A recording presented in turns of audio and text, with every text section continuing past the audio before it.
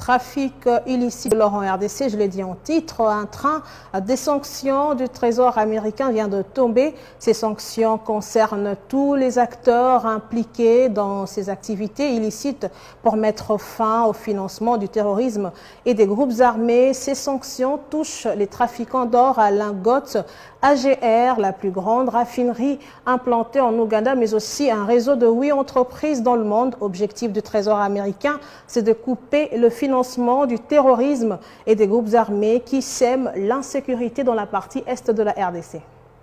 Certaines raffineries d'or implantées en Ouganda font partie des destinations directes où transitent de l'or exploité illicitement dans les mines congolaises avant d'être exporté dans les marchés internationaux. Révélation faite par le Trésor américain. Les USA considèrent que ce commerce illicite de l'or est un moteur majeur des conflits où les personnes impliquées utilisent ces revenus pour financer les conflits armés, tout en privant le pays et son peuple de ses revenus légitimes.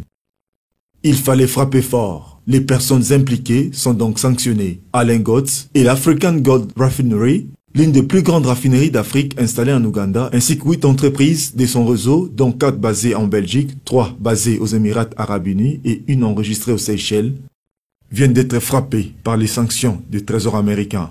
Cette vente illicite de matières premières, avec entre autres l'or dont Gotz est impliqué, c'est des ressources illégales qui ont sûrement été utilisées d'une manière ou d'une autre au financement des activités qui pourraient ne pas être correctes.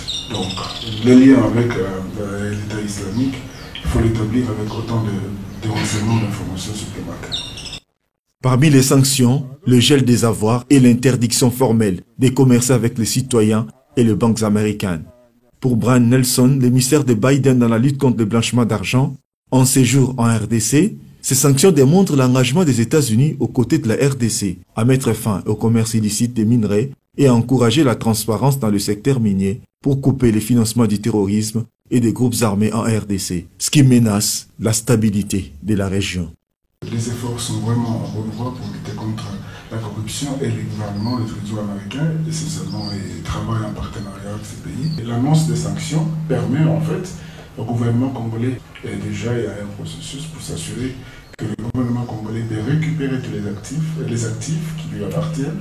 Et au-delà de ça, l'annonce des sanctions lui permettra également d'avoir de pouvoir mener des procédures judiciaires éventuellement pour toutes ces personnes qui sont les auteurs des détournements des deniers publics. Un bon nombre de mines congolaises se trouvent dans des zones en proie à l'insécurité permanente, comme en Ituri. S'attaquer au commerce illicite, c'est couper le financement de ces djihadistes et des groupes armés. Ainsi, la RDC et son peuple pourront bénéficier des vastes richesses minérales qui regorgent ces sous-sols.